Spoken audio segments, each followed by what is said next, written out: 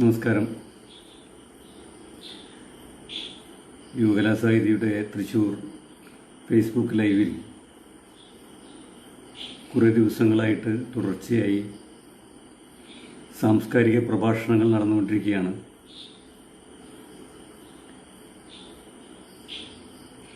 ഈ ഒരു കാലഘട്ടത്തിൽ നമുക്ക് ഈ സാധ്യതകൾ ഉപയോഗപ്പെടുത്തിക്കൊണ്ട് തന്നെ മുന്നോട്ട് പോകേണ്ടതുണ്ട്. അക്കാര്യത്തിൽ വളരെ കാര്യക്ഷമമായി പ്രവർത്തിക്കുന്ന യുവകലാസാഹിതിയെയും അതിൻ്റെ പ്രവർത്തകരെയും തൃശ്ശൂരിലെ സഖാക്കളെയും വളരെ സ്നേഹത്തോടുകൂടി അഭിവാദ്യം ചെയ്യാനാണ് ഞാൻ ഇവിടെ എത്തിയിട്ടുള്ളത്. വളരെ പ്രഗത്ഭന്മാരായിട്ടുള്ള പ്രഭാഷകന്മാർ, യുവകലാസാഹിതിയുടെ സംസ്ഥാന പ്രസിഡന്റ് ആലങ്കോട് ലീലാകൃഷ്ണൻ ഉൾപ്പെടെ ഈ ഫേസ്ബുക്ക് ലൈവ് പരിപാടിയിൽ സംബന്ധിക്കുകയുണ്ടായി. പലതും കേൾക്കാൻ എനിക്ക് അവസരം ഉണ്ടായി. പ്രധാനമായിട്ടും ഈ അനിശ്ചിതത്വത്തിൻ്റെ കാലഘട്ടത്തിൽ നമ്മുടെ സാംസ്കാരിക ജീവിതം എങ്ങനെയായിരിക്കും എന്നുള്ളതിനെക്കുറിച്ചുള്ള ആലോചനകളാണ് ഒട്ടുമിക്ക പേരും പങ്കുവച്ചത്. നമ്മൾ സാംസ്കാരിക പ്രവർത്തകരാണ്. പൊതുവെ യുവകലാസാഹിതി ആയാലും പുരോഗമന കലാസാഹിത്യ സംഘത്തിലായാലും വേറിട്ട സംഘടനകളായി പ്രവർത്തിക്കുന്നു എന്ന് മാത്രമേ ഉള്ളൂ. ഏകദേശം ഒരേ ലക്ഷ്യം വെച്ച് ഒരേ രീതിയിൽ തന്നെ പ്രവർത്തിച്ചുകൊണ്ടിരിക്കുന്ന മതേതര ജനാധിപത്യ സാംസ്കാരിക പ്രസ്ഥാനങ്ങളാണ്. അപ്പോൾ നമ്മുടെ സാംസ്കാരിക പ്രവർത്തനത്തിന് ഒരു ശൈലിയുണ്ട്, അല്ലെങ്കിൽ അതിനൊരു രൂപമുണ്ട്. അത് പൊതുവേദികൾ, നമുക്ക് ലഭ്യമായിട്ടുള്ള ഹാളുകൾ, പൊതു ഇടങ്ങൾ, സ്കൂളുകളും യൂണിവേഴ്സിറ്റികളൊക്കെ ഉപയോഗിച്ചുകൊണ്ടൊക്കെ തന്നെ ആശയ സംവാദങ്ങളും വർത്തമാനകാല സാഹിത്യത്തെക്കുറിച്ചുള്ള, സമകാലീന സാഹിത്യത്തെക്കുറിച്ചുള്ള ചർച്ചകളും, സാഹിത്യ ചരിത്രവും, സാഹിത്യത്തിൻ്റെ ഭാവിയും കലയുടെ ഭാവിയും, കലാപരിശീലനങ്ങളും സാഹിത്യ ക്യാമ്പുകളും ഒക്കെയാണ് നമ്മൾ നടത്തിക്കൊണ്ടിരുന്നത്.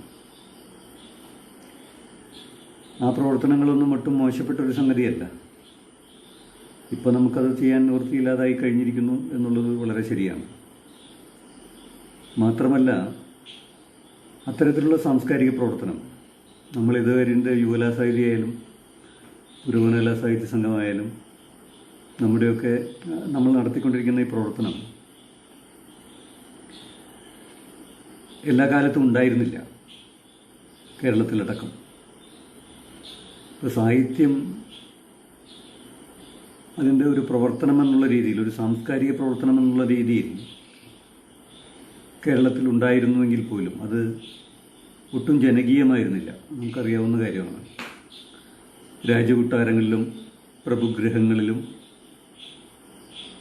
ജന്മി തറവാടുകളിലും ഒക്കെ തന്നെ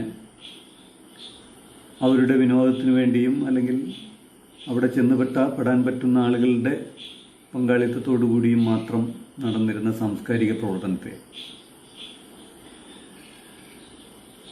തെരുവിലേക്കോ അല്ലെങ്കിൽ ജനങ്ങൾ ഒത്തുചേരുന്ന, സാമാന്യ ജനങ്ങൾ ഒത്തുചേരുന്ന ഇടങ്ങളിലേക്ക് കൊണ്ടുവന്നത്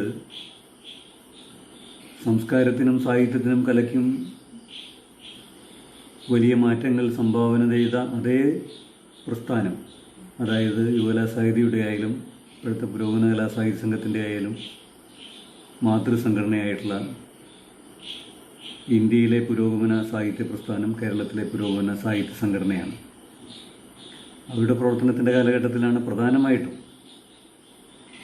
ജനങ്ങളുടെ ഇടയിലേക്ക്, പ്രത്യേകിച്ചും സാഹിത്യത്തെ, കലയും അതുപോലുള്ള സംഗതികളൊക്കെ തന്നെ കുറേ ജനങ്ങളെ തേടി വന്നിരുന്നു എന്നുള്ളത് ശരിയാണ്. ക്ഷേത്രങ്ങൾക്കകത്തും പുറത്തുമൊക്കെ തന്നെ കുറച്ചൊക്കെ കലാരൂപങ്ങളൊക്കെ ഉണ്ടായിരുന്നു. പക്ഷേ സാഹിത്യ ചർച്ച സാമാന്യ ജനങ്ങളിലേക്ക് എത്തിച്ചേരുന്നത് പുരോഗമന സാഹിത്യ പ്രസ്ഥാനത്തിൻ്റെ പ്രവർത്തനത്തിലൂടെ. അപ്പോൾ ആ വഴിയെ തന്നെയാണ് നമ്മൾ ഇത്ര കാലം സഞ്ചരിച്ചു വന്നത്.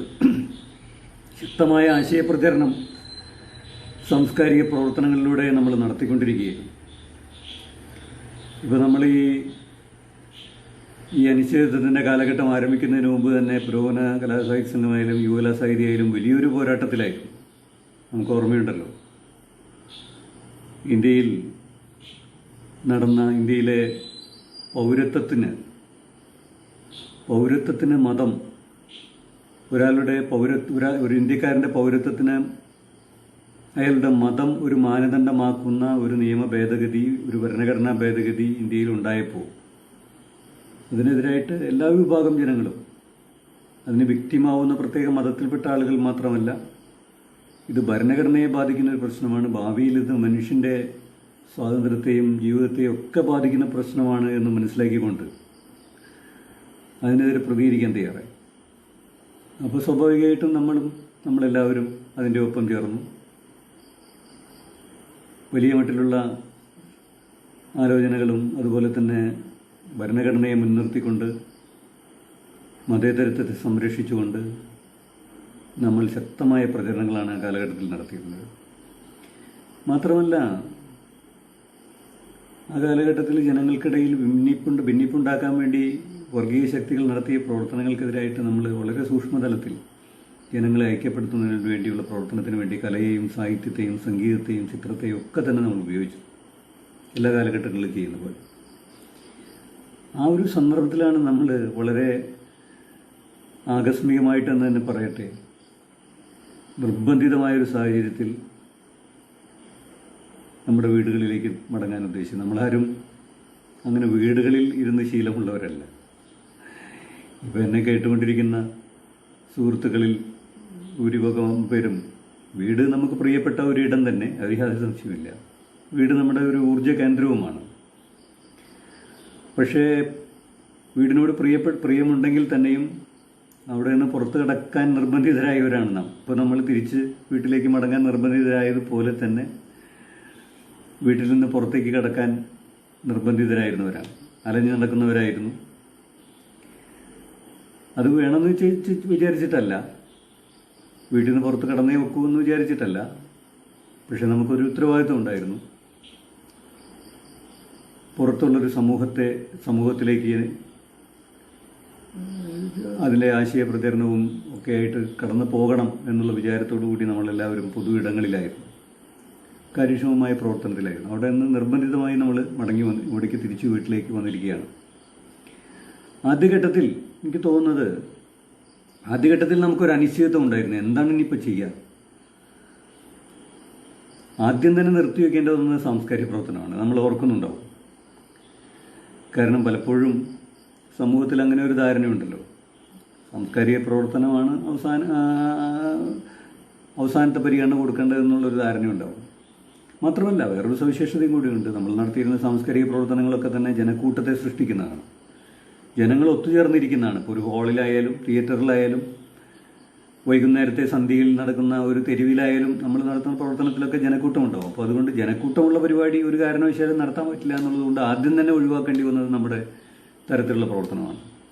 ഇനിയിപ്പോൾ സ്ഥിതിഗതികളൊക്കെ മാറി വന്നാൽ തന്നെയും ഒരുപക്ഷെ അവസാനം തുടങ്ങുന്നതും നമ്മുടെ പ്രവർത്തനമായിരിക്കും എന്നാണ് എനിക്ക് തോന്നുന്നത്. ആ സന്ദർഭത്തിൽ എന്ത് ചെയ്യണം? സാംസ്കാരിക പ്രവർത്തനം അങ്ങനെ നിർത്തിവെക്കാൻ പറ്റുമോ? സാംസ്കാരിക പ്രവർത്തനം നല്ല കാലഘട്ടത്തിൽ മാത്രം നടത്താവുന്ന ഒന്നാണോ? അങ്ങനെ ഒരു ധാരണ പണ്ടുണ്ടായിരുന്നു. ഇപ്പോൾ ഞാൻ നേരത്തെ പറഞ്ഞ പോലെ ഈ ജന്മഗൃഹങ്ങളിലും രാജകൊട്ടാരങ്ങളിലും ഒക്കെ നടന്നിരുന്ന സാംസ്കാരിക പ്രവർത്തനം അവർക്ക് ഒരു നല്ല കാലം വരുമ്പോൾ ഒരു വിനോദത്തിന് വേണ്ടി നടത്തിയിരുന്നതാണ്. അതിൻ്റെ ഉദ്ദേശം തീർച്ചയായിട്ടും വിനോദം തന്നെയായിരുന്നു. അപ്പോൾ സുഭിക്ഷതയുടെ അപ്പുറത്ത് ചെയ്യുന്ന ഒരു കർമ്മമായിരുന്നു അത്. പക്ഷെ നമ്മൾ അങ്ങനെയല്ല സാംസ്കാരിക പ്രവർത്തനത്തെ കാണുന്നത്. നമ്മൾ മറ്റേതൊരു തരത്തിലുള്ള സാമൂഹ്യ പ്രവർത്തനത്തെയും പോലെ തന്നെ മനുഷ്യജീവിതത്തിൻ്റെയും അത് ഉൾക്കൊള്ളുന്ന സമൂഹത്തിൻ്റെയും മുന്നോട്ടുള്ള യാത്രയ്ക്ക് ഏറ്റവും അനിവാര്യമായിട്ടുള്ള ഒരു ഘടകമെന്നുള്ള നിലയിലാണ് കലയെയും സാഹിത്യത്തെയും அதை ഉപയോഗിച്ചുകൊണ്ടുള്ള പ്രവർത്തനങ്ങളെയും ഒക്കെ തന്നെ നമ്മൾ കാണുന്നു. അപ്പോൾ അതൊരു അനിവാര്യമായ സംഗതിയാണ്. നല്ല കാലഘട്ടത്തിൽ, ഒഴിവുള്ള കാലഘട്ടത്തിൽ എല്ലാം ശാന്തമായതിനു ശേഷം നടത്തുന്ന ഒരു പ്രവർത്തനം എന്നുള്ള രീതിയിലല്ല നമ്മൾ സാംസ്കാരിക പ്രവർത്തനത്തെ നമ്മൾ സമീപിക്കുന്നത്. അപ്പോൾ ഒരു കാലഘട്ടത്തിലും ഇടവേളകളില്ലാതെ നടത്തേണ്ട ആ പ്രവർത്തനം ഇനി എങ്ങനെ നടത്തും എന്നുള്ളതിനെ സംബന്ധിച്ച് തീർച്ചയായിട്ടും നമുക്കൊരു ചെറിയൊരു പ്രതിബന്ധം ഉണ്ടായിരുന്നു. നമ്മളുടെ സാംസ്കാരിക പ്രവർത്തനം നമ്മൾ നടത്തുന്ന കാലഘട്ടത്തിൽ തന്നെ കുറേ കാലങ്ങളായിട്ട് സമാന്തരമായിട്ട് ഈ നമ്മളിപ്പോൾ ഉപയോഗിച്ചുകൊണ്ടിരിക്കുന്ന ഈ ഫേസ്ബുക്കും മറ്റ് സമൂഹ മാധ്യമങ്ങളും ഇൻ്റർനെറ്റ് ടെക്നോളജി ഉപയോഗിച്ചുകൊണ്ടുള്ള മറ്റ് പ്ലാറ്റ്ഫോമുകളൊക്കെ ഉണ്ടായിരുന്നു. നമ്മൾ വ്യക്തിപരമായിട്ട് പലരും അതിലൊക്കെ തന്നെ ഇടപെട്ടിരുന്നവരാണ്. മാത്രമല്ല നമ്മുടെ സംഘടനകൾക്കൊക്കെ ഗ്രൂപ്പുകളും മറ്റുമൊക്കെ ഉണ്ടായിരുന്നു. പക്ഷേ അതിൽ നമ്മളത്ര ഗൗരവപ്പെട്ട ഒരു പ്രവർത്തന മേഖലയായിട്ട് അതിനെ കണക്കാക്കിയിരുന്നില്ല. കാരണം നമ്മളങ്ങനെ കണക്കാക്കിയിരുന്നില്ല. കാരണം നമുക്ക് വഴക്കമുള്ള മറ്റൊരു മേഖലയാണ് നമ്മൾ സൃഷ്ടിച്ച ഒരു പ്ലാറ്റ്ഫോം നമുക്കുണ്ട്. അപ്പോൾ അവിടെ തന്നെയാണ് നമ്മൾ പല ആളുകളും, എൻ്റെ സുഹൃത്തുക്കളായിട്ടുള്ള സാംസ്കാരിക പ്രവർത്തകർ പലരും വളരെ സവിശേഷമായിട്ടുള്ള സംഭാവനകൾ ചെയ്യാവുന്ന ആൾക്കാരൊക്കെ, അവരെയൊക്കെ ഞാൻ ഈ ഡിജിറ്റൽ പ്ലാറ്റ്ഫോമിലേക്ക് കൊറോണ വരുന്ന കാലഘട്ടത്തിന് മുമ്പ് തന്നെ ക്ഷണിക്കാറുണ്ട്. ഞാനത് ഉപയോഗിക്കുന്നത് കൊണ്ട് അവരെയൊക്കെ ഞാൻ വിളിക്കാറുണ്ട്. ഇവിടെ വന്ന് എന്തെങ്കിലും പറയൂ, ഇവിടെ വന്ന് എന്തെങ്കിലും സംസാരിക്കൂ, ഇതാണ് ഈ ഭാവിയുടെ ഒരു മാർഗം എന്നൊക്കെ ഞാൻ പറയാറുണ്ട്. പക്ഷെ പലരും വന്നിരുന്നു. പക്ഷേ പലരും വളരെ അനിവാര്യമായിട്ടുള്ള പല ആളുകളും അതിനോടൊരു മടിയാണ് കാണിച്ചത്. കാരണം എനിക്കിനിയിപ്പോൾ അതിലൊന്നും ശ്രദ്ധ കേന്ദ്രീകരിക്കാൻ കഴിയില്ല. ചിലരൊക്കെ തനിക്ക് കഴിയില്ല എന്നുള്ളൊരു നിലപാടാണ് സ്വീകരിച്ചത്. ചിലരാകട്ടെ അത് ആവശ്യമുണ്ടോ, അത് അത്ര പ്രധാനമാണോ, ഈ ഡിജിറ്റൽ പ്ലാറ്റ്ഫോം ഫേസ്ബുക്കൊക്കെ കുട്ടിക്കളിയല്ലേ എന്നുള്ളൊരു തോന്നലൊക്കെ ചില ആളുകൾക്കുണ്ടായിരുന്നു. പക്ഷേ ഇപ്പം ഞാൻ മനസ്സിലാക്കുന്നത് അവരൊക്കെ ഈ രംഗത്തേക്ക് വന്നു എന്നുള്ളതാണ്. കാരണം അനിവാര്യമായൊരു സാഹചര്യമാണല്ലോ. മനുഷ്യൻ അവൻ്റെ സാഹചര്യങ്ങളുടെ സൃഷ്ടിയാണ് എന്ന് പറയുന്ന പോലെ ഏത് സാഹചര്യം ഉപയോഗപ്പെടുത്തിക്കൊണ്ട് മുന്നോട്ട് പോകാൻ നമുക്ക് കഴിയും. ഇപ്പോൾ ആശയ സംവാദങ്ങളും നൃത്താവതരണങ്ങളും കലാപരിപാടികളും ഒക്കെ നടക്കുന്നത് ഒരു മുടക്കവുമില്ലാതെ നടക്കുന്നത് ഈ പ്ലാറ്റ്ഫോമിലാണ് എന്നുള്ളത് നമുക്ക്, അപ്പോൾ അത് ഉപയോഗപ്പെടുത്തിക്കൊണ്ട് മുന്നോട്ട് പോവുകയാണ് നമ്മളിപ്പോൾ ചെയ്യുന്നത്. കാരണം ഞാൻ നേരത്തെ പറഞ്ഞ പോലെ ഈ സാംസ്കാരിക പ്രവർത്തനം ഈ കാലഘട്ടത്തിൽ എന്തുകൊണ്ട് അനിവാര്യം എന്ന് പറഞ്ഞു കഴിഞ്ഞാൽ ഇതൊരു വലിയ പ്രതിസന്ധിയുടെ കാലഘട്ടമാണ്. പ്രതിസന്ധികൾ മനുഷ്യ ജീവിതത്തിൽ അല്ലെങ്കിൽ മനുഷ്യ സമൂഹത്തിൻ്റെ ചരിത്രത്തിൽ ആദ്യമായിട്ടുണ്ടാവുന്നതല്ല. ഒരുപക്ഷെ ഇതിനേക്കാൾ ഭീകരമായ പ്രതിസന്ധികളെയും മനുഷ്യവംശം അഭിമുഖീകരിച്ചിട്ടുണ്ട്. ഇന്നത്തെ മനുഷ്യ ജീവിതത്തിൻ്റെ നിലവാരവും അതിൻ്റെ സൗകര്യങ്ങളും നമ്മൾ ആധുനികരാണെന്നുള്ളൊരു തോന്നലും ശാസ്ത്രത്തിൽ നമ്മൾ നേടിയിട്ടുള്ള നേട്ടങ്ങളെ സംബന്ധിച്ചുള്ള നമ്മുടെ സങ്കല്പവും ഒക്കെ മുന്നിൽ വെച്ച് പരിശോധിച്ച് നോക്കുമ്പോൾ നമുക്ക് ഈ കാലഘട്ടം ഒരു അപ്രതീക്ഷിതമായ തിരിച്ചടിയായിട്ട് തോന്നുന്നുണ്ട്. കാരണം ഇപ്പോൾ ഇതൊരു ആരോഗ്യ പ്രശ്നമായിട്ടാണല്ലോ പ്രാഥമികമായിട്ട് വരുന്നത്. ഈ ആരോഗ്യ പ്രശ്നത്തിൻ്റെ കാര്യത്തിൽ നമ്മൾ വളരെ മുന്നിൽ വന്നു എന്നാണ് നമ്മുടെയൊക്കെ ഒരു ധാരണ. കാരണം മോഡേൺ മെഡിക്കൽ സയൻസ് അത്രമാത്രം പുരോഗമിച്ചു. അത് വലിയൊരു അവലംബമായി മനുഷ്യന് വന്നു. മനുഷ്യൻ്റെ ദീർഘായുസിനും ആരോഗ്യത്തിനും ഒക്കെ ഗുണകരമായ രീതിയിൽ അത് നിന്നു. ചില വിമർശനങ്ങളൊക്കെ അതിൻ്റെ നേരെ ഉണ്ടായിരുന്നു. അത് ജീവിതജന്യ രോഗങ്ങൾക്ക് അത്ര ഫലപ്രദമല്ല എന്നൊക്കെ പറഞ്ഞിട്ടുള്ള ചില എല്ലാവർക്കും, അതായത് ഓരോരുത്തരും അവരുടെ ജീവിതം കൊണ്ട്, ജീവിതാവസ്ഥ കൊണ്ട്, ഭക്ഷണം കൊണ്ടൊക്കെ ഉണ്ടാകുന്ന രോഗങ്ങൾ കൂടിക്കൊണ്ടിരിക്കുകയാണ്. എങ്കിൽ തന്നെയും നമ്മൾ വളരെ സന്തോഷത്തോടു കൂടി അല്ലെങ്കിൽ അഭിമാനത്തോടു കൂടി നമ്മൾ മനസ്സിൽ സംശീകരിച്ചൊരു സംഗതി പകർച്ചവ്യാധികളുടെ വ്യാപനത്തെ നമുക്കൊരു പരിധിവരെ തടയാൻ കഴിഞ്ഞു എന്നുള്ളതാണ്. അത് മനുഷ്യ ചരിത്രത്തിൽ ഏറ്റവും വലിയ ദുരന്തങ്ങൾ ഉണ്ടാക്കിയിട്ടുള്ളത്, ഇന്നത്തെ ഈ ദുരന്തം പോലെ തന്നെ ഏറ്റവും വലിയ ദുരന്തം ഉണ്ടാക്കിയിട്ടുള്ളത് ഇതുപോലുള്ള പകർച്ചവ്യാധികളാണ്. ഓരോ പകർച്ചവ്യാധി കഴിയുമ്പോഴും ആയിരങ്ങളും ലക്ഷങ്ങളുമാണ് മനുഷ്യ കുലത്തിൽ നിന്ന് നഷ്ടപ്പെട്ടു പോകുന്നത്. അത് ഓരോ പകർച്ചവ്യാധിയും ഓരോ ഇടവേളകളാണ് മനുഷ്യ ജീവിതത്തിൻ്റെ. അത് കഴിയുമ്പോൾ രംഗം മാറുകയാണ്. പുതിയൊരു രംഗത്തേക്ക് മനുഷ്യൻ കടന്നു വരുന്നു. നമ്മൾ നോവലുകളിലൊക്കെ കണ്ടിട്ടുണ്ട്. പഴയ നോവലുകളിലൊക്കെ ഏറ്റവും പ്രധാനപ്പെട്ട ജീവിതത്തിൻ്റെ ഒരു പ്രത്യേക ഘട്ടം എന്ന് പറയുന്നത് പകർച്ചവ്യാധിയുടെ ഒരു ഘട്ടമാണ്. നമ്മളൊക്കെ കുട്ടിക്കാലത്ത് വളരെ ആവേശപൂർവ്വം വായിച്ചിട്ടുള്ള ഖസാക്കിൻ്റെ ഇതിഹാസം ഉൾപ്പെടെ എല്ലാത്തിലും ഉണ്ട്. ഖസാക്കിൻ്റെ ഇതിഹാസത്തിൽ ഖസാക്കിൽ വസൂരി രോഗം പടർന്നു പിടിക്കുന്നു. അതുപോലെ തന്നെ പല നോവലുകളിലും രോഗം പകർച്ചവ്യാധിയുടെ രൂപത്തിൽ വന്നിട്ട് മനുഷ്യൻ ഏറ്റവും ഭീതിയോടുകൂടി കണ്ടിരുന്നൊരു കാര്യമാണ്. ഇന്നും ജീവിച്ചിരിക്കുന്ന പല ആളുകളുടെയും ഓർമ്മകളിൽ പഴയ വസൂരിയുടെയും കോളറയുടെയും കാലുണ്ട്. കോളറയുടെ ഒരു അവസാനത്തെ സ്റ്റേജിലൊക്കെ ഞാനുണ്ടായിരുന്നു. അപ്പോൾ ആ കാലഘട്ടത്തിലെ ഭീതി ഒക്കെ നമുക്കറിയാവുന്നതാണ്. അപ്പോൾ അതിനെതിരായിട്ടൊരു യുദ്ധം നടത്തി അത് ഒരു പരിധിവരെ മുന്നിൽ നിൽക്കാൻ കഴിഞ്ഞു എന്നുള്ളൊരു അഭിമാനത്തിൽ നമ്മൾ ഇരിക്കുകയായിരുന്നു.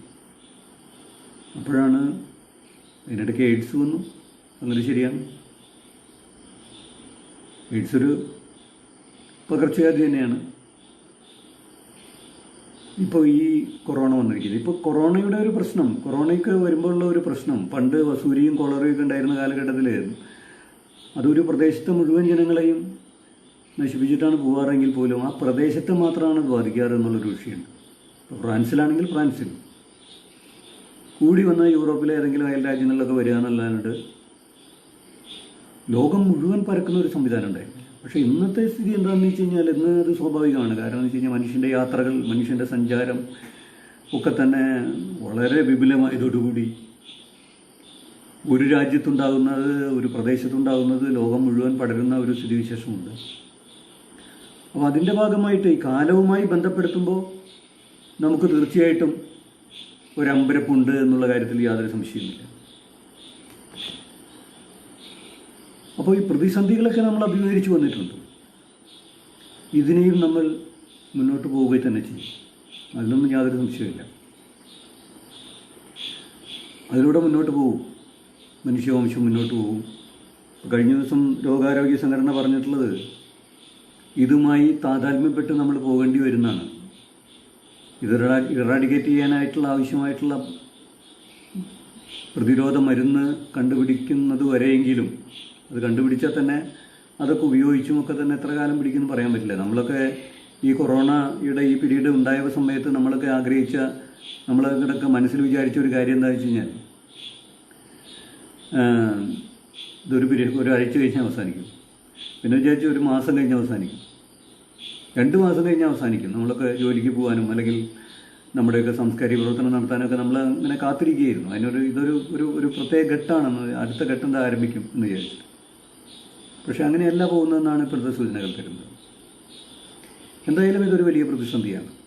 അപ്പോൾ പ്രതിസന്ധി ഘട്ടത്തിലെ സാംസ്കാരിക പ്രവർത്തനം, മനുഷ്യ ചരിത്രത്തിലെ പ്രതിസന്ധി ഘട്ടത്തിലെ സാംസ്കാരിക പ്രവർത്തനം, അത് ഇപ്പോൾ നമ്മളൊക്കെ യുവകലാസാഹിതിയോ പുരോഗമനകലാസാഹിത്യ സംഘം നടത്തുന്ന പോലെയുള്ള ബോധപൂർവമായ പ്രവർത്തനം ആകണമെന്നില്ല. പഴയ കാലഘട്ടങ്ങളിൽ അങ്ങനെ ഒരു സാംസ്കാരിക സംഘടന എന്നുള്ളൊരു കൺസെപ്റ്റ് ഉണ്ടാവണമെന്നില്ലല്ലോ. നമ്മുടെ ഇതുപോലെ വിപുലമായിട്ടുള്ള ഏതെങ്കിലും ഒരു അനൗദ്യോഗികമായിട്ടുള്ള ചില സംഘങ്ങൾ ഉണ്ടാവുക എന്നല്ലാണ്ട് വളരെ ഗൗരവമായിട്ട് ഒരു നയപ്രഖ്യാപനം നടത്തി, ഒരു മാനിഫെസ്റ്റോ തയ്യാറാക്കി, തീരുമാനങ്ങളെടുത്ത് വിപുലമായി നടപ്പാക്കുന്ന തരത്തിലുള്ള സാംസ്കാരിക പ്രവർത്തനം മനുഷ്യ ചരിത്രത്തിൽ പഴയ കാലഘട്ടങ്ങളിലൊക്കെ കുറവായി. എങ്കിൽ പോലും അബോധപൂർവ്വം അന്നും കലയും സാഹിത്യവും ഉണ്ട്, അന്നും നോവലും കവിതയും കഥയൊക്കെ ഉണ്ട്. അപ്പോൾ നോവലിൻ്റെയും കവിതയുടെയും കഥയുടെയും ഒക്കെ ചരിത്രം നമ്മൾ എടുത്ത് പരിശോധിച്ച് നോക്കിക്കഴിഞ്ഞാൽ, അല്ലെങ്കിൽ നമ്മൾ വായനയുടെ ഓർമ്മകളിലൂടെ തന്നെ നമ്മൾ ഈ കൃതികളിലൂടെയൊക്കെ ഒന്ന് കടന്നുപോയി കഴിഞ്ഞാൽ നമുക്ക് മനസ്സിലാവും പ്രതിസന്ധി ഘട്ടങ്ങളെ തരണം ചെയ്യുമ്പോൾ കലയ്ക്കും സാഹിത്യത്തിനും എന്ത് സംഭവിച്ചു. വലിയ മാറ്റങ്ങൾ സംഭവിച്ചു. പലപ്പോഴും സാഹിത്യ പ്രസ്ഥാനങ്ങൾ, എന്താണ് സാഹിത്യ പ്രസ്ഥാനം എന്ന് വെച്ച് കഴിഞ്ഞാൽ പലതരത്തിൽ സാഹിത്യ പ്രസ്ഥാനം വരാം. ഇപ്പോൾ വളരെ പ്രകടനാത്മകമായ, വളരെ ബോധപൂർവമായിട്ടുള്ള ഇടപെടലുകളിലൂടെ സംഭവിക്കുന്ന സാംസ്കാരിക പ്രവർത്തനം, വളരെ ബോധപൂർവം നടത്തുന്ന പ്രവർത്തനങ്ങളും നമ്മുടെ ഉണ്ട്. അങ്ങനെ ഉണ്ടായതൊന്നാണ് നമ്മുടെ പുരോഗമന സാഹിത്യ പ്രസ്ഥാനം.